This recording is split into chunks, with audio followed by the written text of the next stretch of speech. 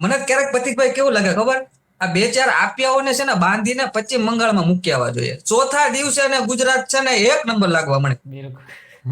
અરે પંજાબમાં મૂક્યા હોય ને તો ખબર પડી જાય, એમની જ સરકાર છે પંજાબમાં. આ પશ્ચિમ બંગાળમાં એમ કે મમતાનું છે, પણ એને પંજાબમાં મૂકી દો તો ખબર પડે ત્યાં ખેડૂતોની હાલત સુધારવાના હતા તો બગાડી કે સુધારી શું કર્યું. એને પાછા સીએમ પણ કેવું આપે, દારૂડિયા કોઈ હારા મળે નથી આ લોકોને. સીએમ પણ આના ઉપરથી એક હું તમને વાત કહું.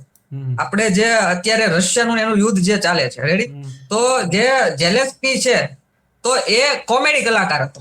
હા, કોમેડી કલાકાર માંથી એ રાષ્ટ્રપતિ બન્યો ત્યાં, અને એને એના દેશની હાલત કેવી કરી નાખી. હા, સેમ ટુ સેમ પંજાબની અંદર જે મુખ્યમંત્રી છે એ કોમેડી કલાકાર છે, અને એને પંજાબનો મુખ્યમંત્રી બનાવી દેવામાં આવ્યો.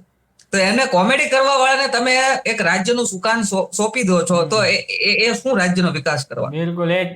આખું આ કેજરીવાલને છે ને ખુદને બનવું હશે, પણ ત્યાં એ પંજાબી નથી, પાઘડીને એવું નથી, એટલે કોઈ સ્વીકારે નહીં, એટલે પછી ગમે તેવો હાથો બનાવીને મૂકી દીધા, ગમે તેવા. હા, પંજાબની વાસ્તવિકતા હું તમને જણાવું. હું ઘણી વાર ગયો છું પંજાબ, ફિરોઝપુર, ફરીદકોટ, ભટિંડા, અંબાલા, ઘણી વાર ગયો છું. અને ત્યાંની મેં પરિસ્થિતિ જયારે કોંગ્રેસની સરકાર હતી ત્યારે પણ જોઈ છે, અને અત્યારે આમ આદમી પાર્ટીની સરકાર છે ત્યારે ત્યાંની પરિસ્થિતિ હું જોઉં છું. તો હું એક શબ્દ એ કહી શકું કે કોંગ્રેસની સરકારની અંદર થોડીક પરિસ્થિતિ સારી હતી. અત્યારે પંજાબ એટલું બેહાલ થઈ ગયું છે, ત્યાંના ખેડૂતો, ત્યાંના યુવાનો, ત્યાંની મહિલાઓ એટલી બદતર હાલતમાં જીવે છે કે ત્યાંને રાતના 8-9 વાગ્યા પછી અમુક સિટીમાં તમારે નીકળવું હોય ને તો વિચાર કરવો.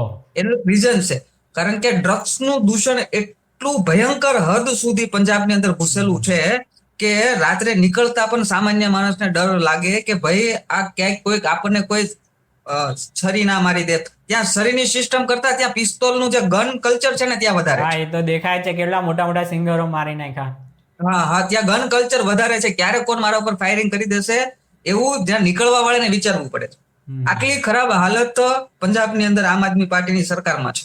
અને અહીંયા એના આ અરવિંદ કેજરીવાલના ચેલા ચપાટાઓ ગુજરાતના જે વિકસિત ગુજરાત છે ત્યાં એવી ફાકા ફોજદારી કરતા ફરે છે કે ગુજરાતની અંદર કાયદો વ્યવસ્થા આમ છે, ગુજરાતની અંદર કાયદો વ્યવસ્થા આમ છે.